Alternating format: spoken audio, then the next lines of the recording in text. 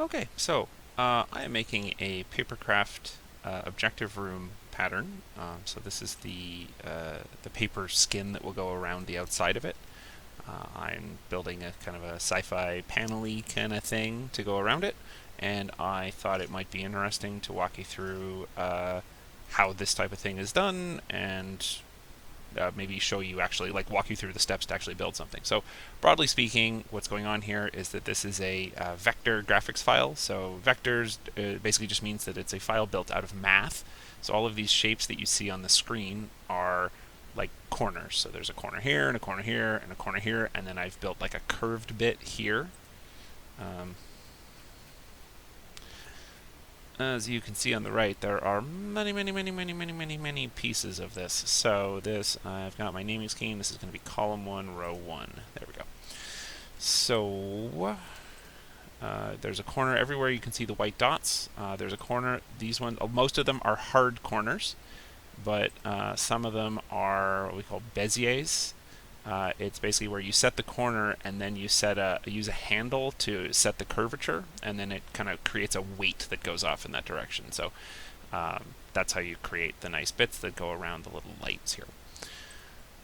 So yeah, so we basically have these shapes and they go out like that, and then this like nice red shade that's over them that goes from like a light red to a dark red is just a pattern that I've set over top of some other colors. So naturally these are all kinds of different whatever colors, like I'm not even really paying attention to them. But then there's an overlay over top of them that makes them red or makes them purple or makes them whatever. So that's fun. So that's the broad strokes of like how it works. Is it basically, so yeah, we've got these math shapes, and then we've set something up over top of it, which is a layer style. So I'll show you that real quick. For the red ones, we've got a bevel and emboss, if you'll see on the right here. And in this case, we've said bevel and emboss basically says treat this as if it's a piece of plastic, essentially. And then you can say how thick do you want the plastic to be. That's this side. Too much. You can, so this would be very thick, but then it starts to get like really fuzzy and gross looking. So you can say how you want it to be treated. So like now it's hard edges. The problem with the hard edges is they tend to look kind of gross around curves, and since I have curves here, I'm sort of forced to use smooth, and then just keep it small so that you can't necessarily see how thick it is. But yeah, so it'll just automatically put this this sort of raised thing, and I'm doing sort of a weird lighting effect here, where typically when you're doing a bevel and emboss, you would just basically make the bottom edge dark. But I thought that might get lost a little bit, and I just like the idea of that there's like a teal underlight going on. So I actually don't remember what blending mode I had this on. Soft light, maybe? I don't remember. Cancel. But anyway, so I've just got mine where they've got like a white, technically a light blue light coming from the top left, and then a green light, teal light coming in from the bottom right. I thought that was a nice effect. All right, and that's it. So basically this entire file is just shapes with bevels and embosses on them, and then the only additional thing is that down here I've got like some color blends to kind of show where corners are going. This one needs to be tightened up a little bit, but yeah, that's cool. All right. Now, let's show you how to actually... Whoa! Ah!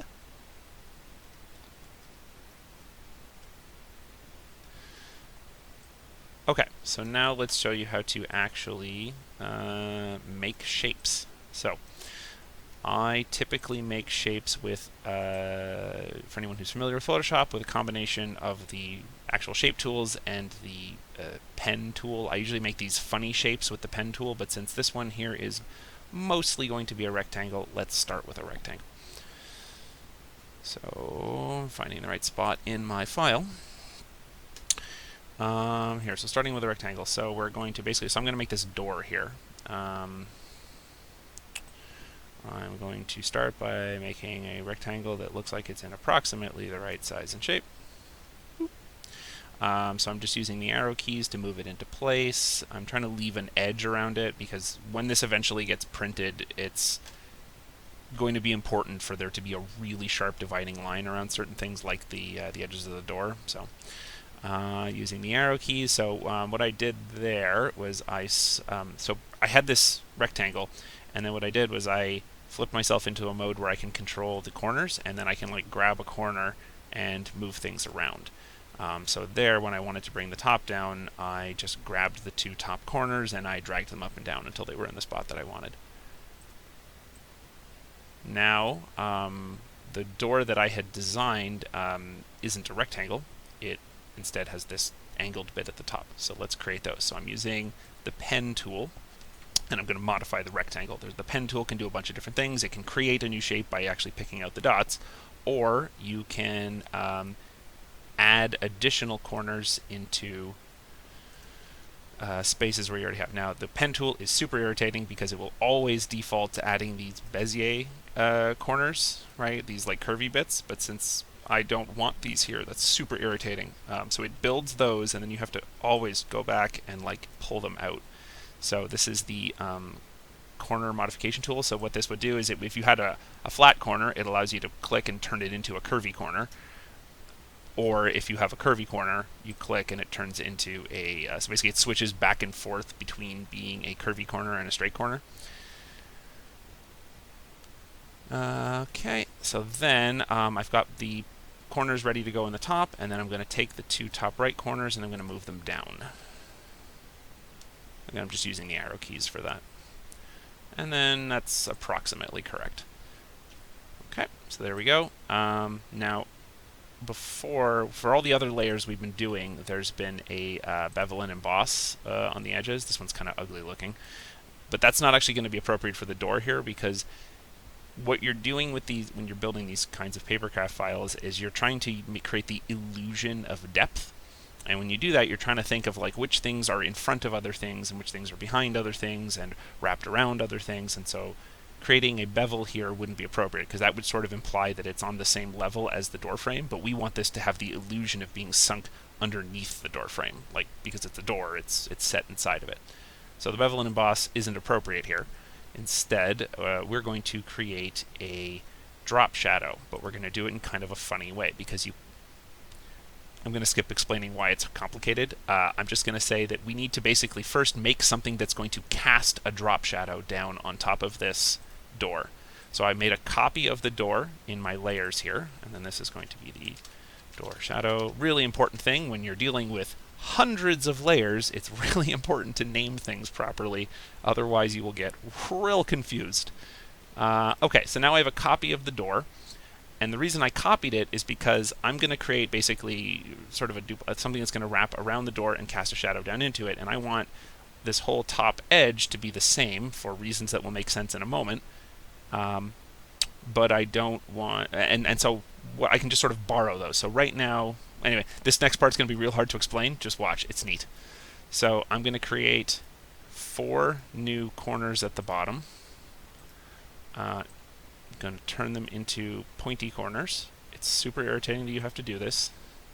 If anybody out there knows how to make the add a corner tool default to adding pointy corners, let me know, because I've been wondering that for a real long time. So I'm dragging now these points that I've created outside of the frame, and it's probably a little hard to see what's happened there, but you can kind of see where like it filled out. So basically what's kind of happened now is I have this door, and then I've got a shape that's the same door but outside of it. You can kind of see where it's spilling out in a couple of spots. Over here behind in the voids around the lights. So don't worry about that. That's actually here. I'll put a different color on it so you can tell it apart. The color will not end up mattering. So there we go. So I've made it, well, let's make it green. So you can see anywhere that there's this green, that's the, it's the same door, but then I just sort of used these corners, and then I added some additional corners, and I made a wrap that goes around it. So you're not going to be able to see this in the end, but the reason we created this is so that we can go on here and create a drop shadow. And then now we have a drop shadow that is cast by the green shape onto the blue one. And then that is going to help to create the illusion that the door is sunk down. Now the green itself, for the drop shadow, we can control a bunch of things. We can control how fuzzy it is. In this case, we want it to be kind of medium fuzzy. We can control how far it comes off of the door frame, and that lets it make things look like they're real far back, but then you kind of start to lose the illusion if it goes too far away. So let's go about there. We can always play with these later. This is the nice thing about building this file entirely with vectors, is you can always go back and change your mind later as you add more stuff. So there's the, that's a fine for now. Well, we can always change it later. So now let's get rid of the actual green bit because it looks terrible. So what we're going to do here is we are going to say that the green, we're going to do two things. Man, one of them is just super hard to explain. I'm going to skip explaining one of them. For any of you who know what this means, I'm creating a quick mask so that it mostly just disappears. I'm quick masking the shadow casting shape onto the door itself, and basically what that just means is that it's only going to show this first layer anywhere it overlaps, and it never overlaps, so it will never show. And just to double check, just to make absolutely sure, we're going to set the fill to 0. Yeah, those parts are just hard to explain, not super important. The important bit is I've kept the shadow while hiding the shape itself. That's all you really need to know. Okay, so that's good. Now we've got this nice illusion of a door, but it's very boring at the moment, so I want to create some detail on it. So let's pop up, I made a real quick sketch of what I want to happen. So let's say that I want this shape here to sort of look like it's been indented down into the door. So I'm going to come here onto the door, and I'm going to make a new layer above it, and this is going to be door indent. Yeah, and I'm going to actually do this. Yeah, this is fine. Okay. So we are going to create a shape here, and we're just going to use the pen tool, and I'm going to make dots. So I create the at the top corner. I'm going to hold shift so that the next one over is on the same horizontal plane. Holding shift will give you a 45 or a straight across or a straight up, and nothing else. Just backing up here. And you can always hit Control Z. So I built this one to be on a 45, so that one will maintain there. Now, for this part here, I want to make sure that this line lines up, the top part of the line lines up with the bottom. So rather than trying to trace all this out right now, I'm just going to make one long line here, and then I'll come back and add in the little pocket. And that just kind of helps make sure that things line up. Okay, I'm adding that. I'm going to come over here. We're just trying to keep 45-degree angles everywhere. Or do I? I'm looking at this and deciding whether I want actual 45 degrees. I do not. So I'm going to make taller angles than that. So again, similar thing. I'm going to make this just go straight up. And then it's going to connect up to there. Okay. So now we have a shape. It's hard to see, so let's give it a different color. We have a shape that's sitting on top of that. Let's set a Bevel and Emboss on it. So in this case, we're going to set a Bevel and Emboss. It's just sort of remembering the colors that I keep using for Bevel and Embosses because I'm keeping them consistent across the entire project. We want this to be, let's say, a 4-pixel emboss. And okay, so it's actually kind of hard to see because this color is very different from the one that I've been using elsewhere. So I'm actually, just give me one sec. Let's actually make our colors line up now. So I've got a color blend that I've been using pretty consistently across. So let's just borrow that for now. I don't know that I'll necessarily keep this later. I might change the color of the door, but just to help us work for right now, let's copy the gray color from up here, and I'm going to put it onto the door. And there we go. So now the door is the right color, and then we've got this little pocket that I've created, and I want the door indent to be the same color as the door, just indented, just indented a little bit. So we're going. We could actually just completely pop out the interior so that it's just a pocket, but then that doesn't look quite right because it's exactly the same color. So what I like to do when I'm indenting is I'll set the fill to black or something close to black, and I'll put a little bit of fill back in. So that way it's a little darker and it looks like it's actually pocketed in. And none of this is permanent. I can always go back and change my mind. I will probably mention that a few times because it's actually really important. That's the really nice thing about working this way. Okay, let's put the sketch back on. So let's now make this pocket. Photoshop yells at you a lot when you ask it to do things that it thinks are impossible. I'm going to create a dot here, and I'm going to try to create a dot that roughly lines up. You can create guidelines to help you do this, but my document has a lot of guidelines in it already, so this is going to be a real mess. So I've already got one kind of there. Yeah, sure, we'll just borrow these ones. Okay, yeah, so I've been using a lot of guidelines. These are basically just like things they're exactly what they sound like. They're not actually part of the document per se. They're not part of the picture that you're creating. They're just a helpful marker for where you wanted stuff to sit. So let's do this maybe here, and then I'm just creating the same one on the other side here. We want to be a little above the guideline. Nope, that didn't work. Oop.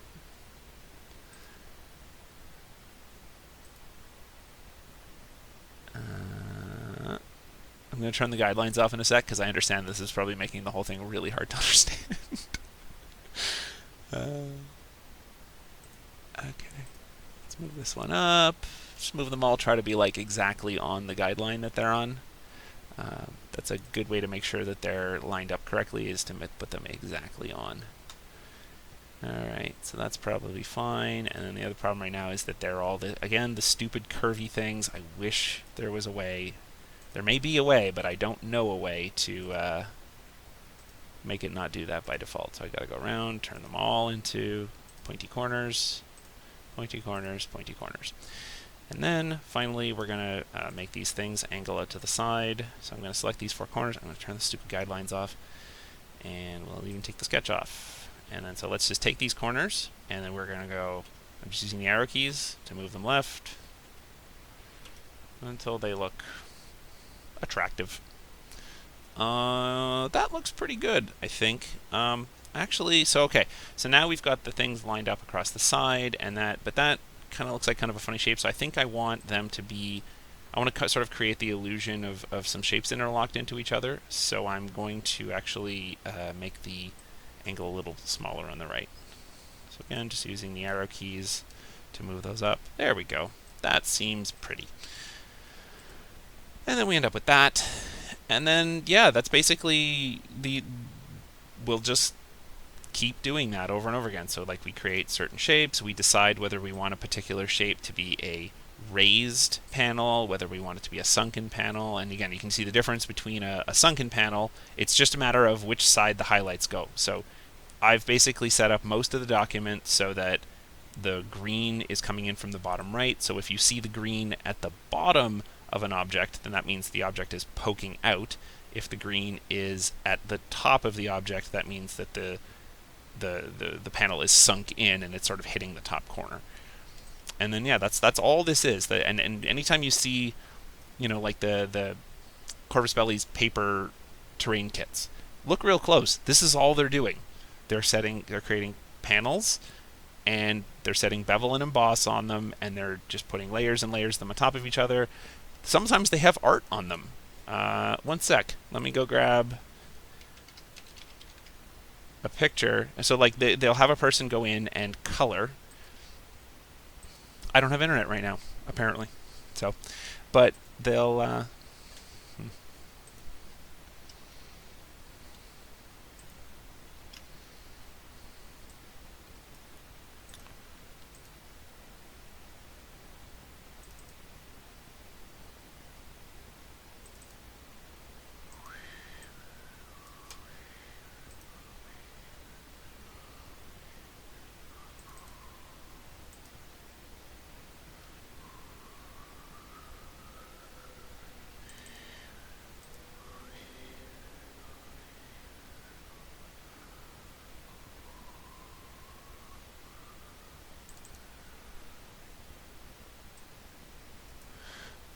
okay. So I mean, you can do, like, if you think back to these Neon Lotus, it had those cool cloud patterns and stuff, but that's just a matter of, it's exactly the same thing. You're just, like, I have, let me find my red.